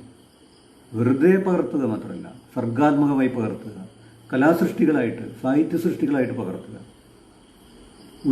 ഒരു അംശം പോലും വിട്ടുകളയാൻ പാടില്ല. ഏറ്റവും വലിയ കൈമുതലാണത്. ഒരു പ്രതിസന്ധിയെ അഭിമുഖീകരിച്ച ജനത, അതിൽ മുറിവുകളുണ്ടായ ജനത, പ്രത്യേകിച്ചും കേരളം പോലെ ശക്തമായി അതിനെ നേരിട്ട ജനത, അവിടെ അതിനെ തകർക്കാൻ വന്ന ആൾക്കാരുണ്ട്. ഈ പോരാട്ടത്തെ തകർക്കാൻ വന്ന ആൾക്കാരുണ്ട്. കൃത്യമായ ലക്ഷ്യങ്ങളോടുകൂടി, രാഷ്ട്രീയ നേട്ടങ്ങളെക്കുറിച്ചുള്ള വേവലാതിയോടുകൂടി, മതത്തെക്കുറിച്ചുള്ള സങ്കുചിത താല്പര്യങ്ങളോടുകൂടി ഈ മനുഷ്യൻ ഒന്നിച്ചു നടത്തുന്ന ഈ പോരാട്ടത്തെ തകർക്കാൻ വന്ന ആൾക്കാരൊക്കെ, ഈ കാര്യങ്ങളൊക്കെ ഓർമ്മയിലുണ്ടായിരിക്കണം. അതൊക്കെ ഓർമ്മയിലുണ്ടാകുന്ന പോലെയുള്ള ഒരു ശക്തമായിട്ടുള്ള പോരാട്ടം, ഒരു ശക്തമായിട്ടുള്ള ഒരു ഓർമ്മ മനുഷ്യനുണ്ടാകുന്ന തരത്തിൽ സർഗാത്മകമായ സാഹിത്യ സൃഷ്ടികൾ ഇപ്പോൾ എഴുതണമെന്നല്ല ഞാൻ പറയുന്നത്. ഇപ്പോൾ എഴുതിയാലും കുഴപ്പമില്ല, ഇപ്പോൾ എഴുതാനും സൗകര്യമുണ്ട്. പ്രളയകാലത്തെ പോലെ നമുക്ക് പുറത്ത് കിടന്നിട്ട് വലിയ കാര്യമൊന്നും ചെയ്യാനില്ല. വീട്ടിലിരുന്നാൽ നമുക്ക് എഴുതാൻ പറ്റും. പ്രളയകാലത്ത് അങ്ങനെയല്ല, നമുക്ക് നിരവധി കാര്യങ്ങൾ പ്രവർത്തിക്കേണ്ടതുണ്ട് എല്ലാവർക്കും. ഇപ്പോൾ കുറച്ച് ആൾക്കാർക്ക് അതിന് ഡ്യൂട്ടിയുള്ളവർക്ക് മാത്രമേ പോകാൻ പറ്റുള്ളൂ. കുറേ നിയന്ത്രണങ്ങളുണ്ട്. നമ്മൾ സ്വയം നിയന്ത്രണത്തിന് വിധേയരായിരിക്കുകയാണ്. അപ്പോൾ ഇതിനെ നിരീക്ഷിക്കാനും ഇതിനെ എഴുതാനും നമുക്ക് കഴിയും. എന്തുകൊണ്ട് നമ്മുടെ യൂണിറ്റുകൾക്ക് ഓരോ പുസ്തകം തയ്യാറാക്കി വിടാം. ഇപ്പോൾ പുസ്തകം പബ്ലിഷ് ചെയ്യാനായിട്ട് പ്രിൻ്റ് ചെയ്യാൻ കടലാസും മഷിയൊന്നും വേണ്ടല്ലോ. ഈ മാർഗം തന്നെ നമുക്ക് ഉപയോഗിക്കാമല്ലോ. ഈ ബുക്കായിട്ട് മതിയല്ലോ. ഈ ബുക്കുകൾ ധാരാളം വരട്ടെ. സാഹിത്യത്തിൻ്റെ മനോഭാവത്തിൽ വരുന്ന മാറ്റം ആണ് ഞാനീ പറഞ്ഞത്. ഓരോ പ്രതിസന്ധി കഴിയും അതിൻ്റെ പ്രത്യയശാസ്ത്രത്തിൽ സാഹിത്യത്തിൻ്റെ മനോഭാവങ്ങളിൽ ഉണ്ടാകുന്ന മാറ്റം, മനുഷ്യനെക്കുറിച്ചുള്ള കൺസെപ്റ്റ് മാറുമ്പോൾ തീർച്ചയായിട്ടും സാഹിത്യം മാറും, സാഹിത്യത്തിൻ്റെ രൂപം ഭാവം മാറും. അപ്പോൾ ഞാൻ ഈ ബുക്കിൻ്റെ കാര്യം പറഞ്ഞപ്പോഴാണ് എനിക്കൊരു ഓർമ്മ വന്നത്. നമ്മളിപ്പോൾ സാംസ്കാരിക പ്രവർത്തനം ഓൺലൈനിൽ കൂടെ ഇപ്പോൾ നടത്തിക്കൊണ്ടിരിക്കുകയാണ്. സാംസ്കാരിക പ്രവർത്തനം മാത്രമല്ല കേട്ടോ ഓൺലൈനായി മാറിയിരിക്കുന്നത്. നമ്മുടെ പ്രസിദ്ധീകരണങ്ങൾ, പുസ്തക വായന, ഇതൊക്കെ മാറിക്കൊണ്ടിരിക്കുകയാണ്. ഇതൊക്കെ നേരത്തെ മാറിയതാണ്, അല്ലെങ്കിൽ നേരത്തെ മാറാനുള്ള സാഹചര്യം ഉണ്ടായിരുന്നതാണ്. ഇനിയിപ്പോൾ ഇത് കഴിയുമ്പോൾ 2-3 മാസം 4-5 മാസങ്ങൾ ഇങ്ങനെ പോകുമ്പോൾ നമ്മൾ കടലാസ് കൊണ്ടുള്ള പുസ്തകം വായിക്കാൻ നമുക്ക് കിട്ടാത്തൊരവസ്ഥ വരും എന്നുള്ളൊരു പ്രതിസന്ധി ഉണ്ടാവുമെന്നാണ് സംശയം. കാരണം എന്ന് വെച്ച് കഴിഞ്ഞാൽ ഇപ്പോൾ DC ബുക്സ് ഒക്കെ തന്നെ അവരുടെ പുസ്തകങ്ങൾ 50% കുറവിൽ ഈ ബുക്കായിട്ട് പരസ്യങ്ങളൊക്കെ കൊടുത്ത് നമ്മുടെ ഈ മീഡിയയിൽ കൊടുത്തുകൊണ്ടിരിക്കുക. വായിക്കാനും നല്ല സുഖമാണ്, ഒരു അസൗകര്യമില്ല. കുറച്ച് വലിയൊരു ടാബ് പോലുള്ളൊരു സംഗതി കൂടിയാണെങ്കിൽ നമ്മുടെ ഫോൺ നന്നായിട്ട് നല്ല ഇഷ്ടംപോലെ വലുപ്പത്തിൽ നമുക്ക് വായിക്കാൻ കഴിയുന്ന ഒരു സംവിധാനം അതിലുണ്ട്. പുസ്തകങ്ങൾക്കാണെങ്കിൽ വിലയും കുറവാണ്, കൊണ്ടു നടക്കാം. 100 കണക്കിന് പുസ്തകങ്ങൾ സ്ഥലം മെനക്കെടുത്താണ്ട് ഉപയോഗിക്കാം. ഞാൻ നോക്കിയപ്പോൾ ആഴ്ചപ്പതിപ്പുകളും മാസികകളും ഒക്കെ തന്നെ പല ആപ്പുകളിലൂടെ നമുക്ക് വായിക്കാൻ പറ്റുന്നുണ്ട്. അവർ ബോധപൂർവം ഫ്രീ ആക്കിയതാണെന്ന് എനിക്കറിയില്ല, വായിക്കാൻ പറ്റുന്നുണ്ട്. കാരണം ആ മേഖലയിലേക്ക് കിടക്കുകയാണ്.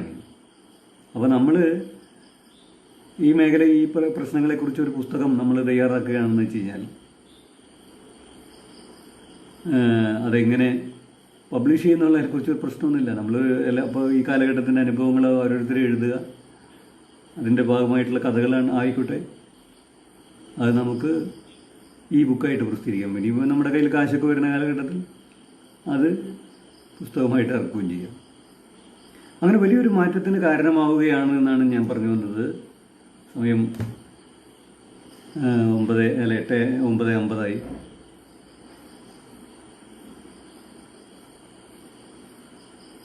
അപ്പോൾ കൊറോണയ്ക്ക് ശേഷം ഏത് വ്യവസ്ഥയാണ് വരിക എന്ന് ഒരു സുഹൃത്ത് ചോദിക്കുന്നുണ്ട്. വ്യവസ്ഥയുടെ രൂപം ഭാവം പറയാനൊന്നും ഉള്ള കഴിവുള്ള ഒരാളല്ല ഞാൻ.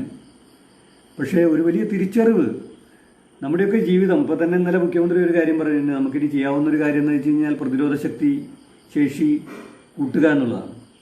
കാരണം രോഗം ഇവിടെ ഉണ്ടാവും, അതിന് തടക്കുന്ന ഒരു ജീവിതം, അതിന് നമ്മളിലേക്ക് വരാത്ത തരത്തിലുള്ള ഒരു ജീവിതത്തെ നിർമ്മിച്ചെടുക്കുക എന്നതായിരിക്കും ഒരു ജീവിതശൈലി നമ്മൾ കെട്ടിപ്പടുക്കുക. അപ്പോൾ നമ്മുടെ ജീവിതത്തിൽ വലിയ മാറ്റം ഉണ്ടാവും. അത് ജീവിതത്തിൽ രോഗം വരാതിരിക്കാനുള്ള പ്രതിരോധം മാത്രമല്ല, എത്രയോ ഭീകരമായ യാഥാർത്ഥ്യങ്ങൾ മനുഷ്യജീവിതത്തിൻ്റെ മുമ്പാകെ അവനെ തകർത്തുകൊണ്ട് അല്ലെങ്കിൽ അവനെ ചോദ്യം ചെയ്തുകൊണ്ട് നിലകൊള്ളുന്നു. അപ്പോൾ അതിനെതിരായിട്ടുള്ള പ്രതിരോധം കൂടി ഉയർത്തിപ്പിടിക്കാനുള്ളൊരു ശക്തി നമ്മൾ സമ്പാദിക്കേണ്ടിയിരിക്കുന്നു. അങ്ങനെ സമ്പാദിക്കുന്ന, അങ്ങനെ സ്വയം നവീകരിക്കുന്ന വ്യക്തികൾ ഉൾക്കൊള്ളുന്ന സമൂഹം മുമ്പത്തെ സമൂഹമായിരിക്കില്ല.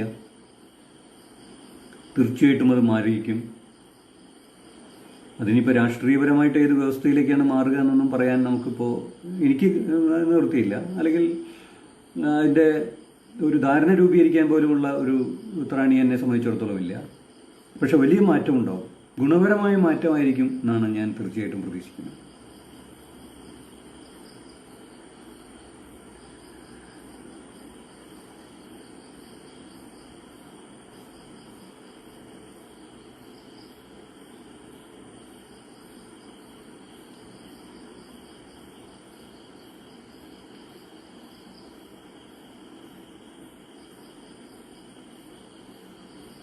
നമ്മളുടെ ഒരു സാംസ്കാരിക പ്രവർത്തനത്തിൻ്റെ ഭാഗമായിട്ട് ചെയ്യേണ്ട ഒരു കാര്യം കൂടി ഞാൻ പറഞ്ഞിട്ട് അവസാനിപ്പിക്കാം. അതായത് ഇപ്പം നമ്മളൊരു പ്ലാറ്റ്ഫോം മാറിയിരിക്കുകയാണ്. ഇനിയിപ്പോൾ ഭാവിയിൽ വന്നു കഴിഞ്ഞാൽ മറ്റേ പ്ലാറ്റ്ഫോം നമ്മൾ ഉപയോഗിക്കണം, യാതൊരു സംശയമില്ല. പക്ഷേ ഈ പ്ലാറ്റ്ഫോമിൻ്റെ ശക്തി നമ്മൾ തിരിച്ചറിഞ്ഞിരിക്കുന്നു. ഇവിടെ ആശയപ്രചരണത്തിൻ്റെ തലത്തിൽ നമ്മളെക്കാൾ ശക്തമായിട്ട് പല ആൾക്കാരും ഇവിടെ ഇടപെട്ടിരുന്നു. അവരതിൻ്റെ ഒരു ശക്തി, മതശക്തികളൊക്കെ തന്നെ വളരെ ശക്തമായിട്ട് നമ്മൾ നോക്കി നിൽക്കുക മാത്രമേ ചെയ്തിരുന്നുള്ളൂ. പക്ഷേ വർഗീയ ശക്തികളൊക്കെ വളരെ ഭീകരമായ രീതിയിൽ ഈ ഓൺലൈൻ മാധ്യമത്തെയും ഫേസ്ബുക്കിനെയും മറ്റുമൊക്കെ ഉപയോഗിച്ചുകൊണ്ട് അവരുടെ ആശയപ്രചരണമൊക്കെ നടത്തിക്കൊണ്ടിരുന്നു. നമ്മളതൊക്കെ വളരെ അലസമായിട്ടാണ് ഉപയോഗിച്ചിരുന്നത്. സൗഹൃദങ്ങൾ പങ്കുവയ്ക്കാനും ഗുഡ് മോർണിംഗ് പറയാനും പൂക്കൾ കൈമാറാനും ആശംസകൾ അറിയിക്കാനും ഒക്കെയാണ്, പിറന്നാൾ ആഘോഷിക്കാനൊക്കെയാണ് നമ്മൾ ഈ മാധ്യമം ഉപയോഗിച്ചിരുന്നത്. പക്ഷേ മതശീതീകരണ ശക്തികൾ സമൂഹത്തിൻ്റെ ഉള്ളിലേക്ക് കടന്നു വന്നത് ഇത് ഉപയോഗിച്ചിട്ടാണ് നമ്മൾ മനസ്സിലാക്കുന്നത്. ഇപ്പോൾ നമ്മൾ അനിവാര്യമായ സാഹചര്യത്തിലൂടെ വന്നിരിക്കുകയാണ്. പക്ഷേ ഇവിടെ നമുക്ക് എല്ലാവരെയും കൊണ്ടുവരാൻ കഴിഞ്ഞിട്ടില്ല. ചില ആൾക്കാർ ഇപ്പോഴും ഈ പ്ലാറ്റ്ഫോമിൻ്റെ മുമ്പാകെ അന്തം വിട്ട് നിൽക്കുന്നുണ്ട്. അപ്പോൾ അവരെ നമുക്ക് പരിശീലിപ്പിക്കാൻ കഴിയണം, അവരെ നമുക്ക് ഇങ്ങോട്ട് കൊണ്ടുവരാൻ കഴിയണം. അവരിൽ പലരും ഇവിടെ വന്നാൽ അത്ഭുതങ്ങൾ സൃഷ്ടിക്കാൻ കഴിയുന്ന ആൾക്കാരാണ്, നമ്മളെക്കാളൊക്കെ കൂടുതൽ അത്ഭുതങ്ങൾ സൃഷ്ടിക്കാൻ കഴിയുന്ന ആശയപ്രചരണ രംഗത്തും ആവിഷ്കാരത്തിൻ്റെ രംഗത്തും ഒക്കെ തന്നെ കൂടുതൽ കാര്യങ്ങൾ ചെയ്യാൻ കഴിയുന്ന ആൾക്കാർ ഇപ്പോഴും പുറത്തു നിൽക്കുന്നുണ്ട്. പുറത്തു നിൽക്കുന്നു എന്നുള്ളതുകൊണ്ട് അവരപ്രാപ്തരല്ല. അതാണ് ഈ കാലഘട്ടത്തിൻ്റെ ഒരു സവിശേഷത. ഇപ്പോൾ സോഷ്യൽ മീഡിയയിലൊന്നും വരാത്ത പല ആൾക്കാരും അതിഭയങ്കരമായിട്ടുള്ള ജ്ഞാനമുള്ളവരും അത് ആവിഷ്കരിക്കാൻ കഴിവുള്ളവരുമാണ്. സാമാന്യ ജനങ്ങളുണ്ട് മാറി നിൽക്കുന്നവർ. ഈ രണ്ടു കൂട്ടരെയും ഒഴിവാക്കിക്കൊണ്ട് നമുക്ക് സാംസ്കാരിക പ്രവർത്തനം നടത്താൻ കഴിയില്ല. അപ്പോൾ അവരെ ഇതിനെക്കുറിച്ച് പരിശീലിപ്പിക്കുക എന്നുള്ളൊരു ദൗത്യം കൂടി നമ്മൾ ഏറ്റെടുക്കണം. പരിശീലിപ്പിക്കാൻ ഇപ്പോൾ നമുക്ക് നേരിട്ട് പോയിട്ട് പരിശീലിപ്പിക്കാൻ പറ്റില്ല. പക്ഷേ ഈ മാർഗ്ഗങ്ങൾ തന്നെ ഉപയോഗപ്പെടുത്തിക്കൊണ്ട് അവരെ പരിശീലിപ്പിക്കാൻ കഴിയണം. കാരണം ഇതൊക്കെ സാംസ്കാരിക പ്രവർത്തന രംഗത്ത് നമുക്ക് പൂർവ്വാനുഭവമുണ്ട്. പുരോഗമന സാഹിത്യ പ്രസ്ഥാനം ഇന്ത്യയിൽ, കേരളത്തിലൊക്കെ തന്നെ പിറവിയെടുക്കുന്ന കാലഘട്ടത്തിൽ തൊഴിലാളികളും കൃഷിക്കാരുമായിരുന്നു അതിൻ്റെ അനുവാചകരും വായനക്കാരും ഒക്കെ തന്നെ. അതിൻ്റെ പ്രവർത്തകരും എഴുത്തുകാരായി വന്നവരിലും അക്കൂട്ടരുണ്ട്. പക്ഷേ ആ കാലഘട്ടം നമുക്ക് ഓർക്കണം, തൊഴിലാളികളും കർഷകരും സാധാരണ കൈവേലക്കാരും ഒന്നും അക്ഷരാഭ്യാസമുള്ളവരായിരുന്നില്ല നമ്മുടെ അനുവാചകരായിട്ടുള്ള ആൾക്കാർ. പക്ഷേ നമ്മളെന്താ ചെയ്തത്? അവരെ അക്ഷരം പഠിപ്പിക്കുകയാണ് ആദ്യം ചെയ്തത്. അവരെ വായിക്കാൻ പഠിപ്പിക്കുകയാണ്, പിന്നീട് അവരെ എഴുതാൻ പഠിപ്പിക്കുകയാണ്. ആ ഒരു ദൗത്യം കൂടി പുരോഗമന സാഹിത്യ പ്രസ്ഥാനത്തിൻ്റെ കാലഘട്ടത്തിൽ ചെയ്തു. അന്ന് നമ്മൾ അക്ഷരാഭ്യാസമാണ് കൊടുത്തിരുന്നെങ്കിൽ ഇന്ന് അക്ഷരാഭ്യാസത്തിൻ്റെ പ്രശ്നം കേരളത്തെ പോലുള്ള സ്ഥലങ്ങളിൽ അനുഭവിക്കുന്നില്ല. പക്ഷേ ഇന്ന് ഈ സാക്ഷരത എന്ന് വെച്ച് കഴിഞ്ഞാൽ ഈ മേഖലയിൽ ഇവിടെ ഈ പ്ലാറ്റ്ഫോമിൽ വരാനും സ്വന്തമായി ഇതൊക്കെ വീട്ടിലിരുന്ന് തന്നെ ചെയ്യാനും, കാരണം ഇതൊക്കെ ഒറ്റയ്ക്ക് ചെയ്യുന്നതാണ് പ്രധാനമായിട്ടും. അപ്പോൾ അതൊക്കെ ചെയ്യാനുമുള്ള ഒരു മനോഭാവം വളർത്തിയെടുക്കാൻ ഒരു പരിശീലനം കൂടി എല്ലാവരും ചെയ്യേണ്ടതാണ് എന്നാണ് എനിക്ക് തോന്നുന്നത്. എന്തായാലും യുവകലാ സാഹിത്യ തൃശ്ശൂരിൻ്റെ ഈ ലൈവ് പരിപാടിയിൽ വരാൻ കഴിഞ്ഞതിലും എൻ്റെ പ്രിയപ്പെട്ട സുഹൃത്തുക്കളോട് കുറച്ച് സമയം എൻ്റെ മനോഗതങ്ങൾ അറിയിക്കാൻ കഴിഞ്ഞതിലും വലിയ സന്തോഷമുണ്ട്. ഇനിയും നമുക്ക് സജീവമായി ഈ മേഖലയിൽ തന്നെ മുന്നോട്ട് പോകാം. കഴിഞ്ഞ പൗരത്വ ബില്ലിൻ്റെ കാലഘട്ടത്തിൽ പുരോഗമന കലാ സാഹിത്യ സംഘവും യുവകലാ സാഹിത്യവും കൂടിച്ചേർന്ന് ചില പ്രവർത്തനങ്ങളൊക്കെ നടത്താനായിട്ടുള്ള നേതൃത്വത്തിലുള്ള ആലോചനയൊക്കെ തുടങ്ങി വെച്ച് അതിനുള്ള മീറ്റിങ്ങിൻ്റെ തീയതി അടക്കം ആലോചിച്ച സമയത്താണ് ഞാൻ നേരത്തെ പറഞ്ഞ പോലെ നമ്മൾ വീടുകളിലേക്ക് തിരിച്ചു പോകുന്നത്. അതുപോലെ തന്നെ വലിയൊരു ഐക്യം, ജനാധിപത്യ ഐക്യം, മതേതര ജനാധിപത്യ ശക്തികളുടെ, ഇടതുപക്ഷ ശക്തികളുടെ ഐക്യം സാംസ്കാരിക പ്രവർത്തന രംഗത്ത് ഈ കൊറോണ കാലത്തും നമുക്ക് നിലനിർത്തണം. അതിന് ഈ പ്ലാറ്റ്ഫോമുകൾ പരസ്പരം ഷെയർ ചെയ്തുകൊണ്ടും നമ്മളുടെ ഐക്യം വളരെ ശക്തമാക്കണം. കൂടുതൽ ജനാധിപത്യ സാംസ്കാരിക മതേതര സാംസ്കാരിക പ്രസ്ഥാനങ്ങളെ നമ്മുടെ കൂട്ടത്തിലേക്ക് കൊണ്ടുവന്ന് വ്യക്തികളെയും സംഘങ്ങളെയും ഒക്കെ തന്നെ കൊണ്ടുവന്ന് ഈ ഐക്യത്തെ ശക്തിപ്പെടുത്തുക. ഇതുമാത്രമേ സാംസ്കാരിക രംഗത്തായാലും സാമൂഹിക രംഗത്തായാലും രാജ്യത്തെ മനുഷ്യനെ, പ്രത്യേകിച്ചും വീണുപോകുന്ന മനുഷ്യനെ രക്ഷിക്കാൻ ഈ ചിന്ത മാത്രമേ ഉള്ളൂ എന്ന് വ്യക്തമാകുന്ന ഈ സാഹചര്യത്തിൽ നമ്മളാണ് യുവകലാ സാഹിത്യവും പുരോഗമന കലാസാഹിത്യ സംഘവുമാണ് ഇതിന് നേതൃത്വം കൊടുക്കേണ്ടത്. ഈ ഐക്യത്തിന് നമ്മൾ ഐക്യപ്പെട്ട് ഒന്നിച്ചു നിന്നാൽ നമ്മളോടൊത്തു വരാൻ നിരവധി വ്യക്തികളും മതേതര സാംസ്കാരിക സംഘങ്ങളും ഉണ്ട്. അതിലേക്ക് എല്ലാവരെയും ക്ഷണിച്ചുകൊണ്ട് ഞാൻ ഇവിടെ വന്നു. നമസ്കാരം.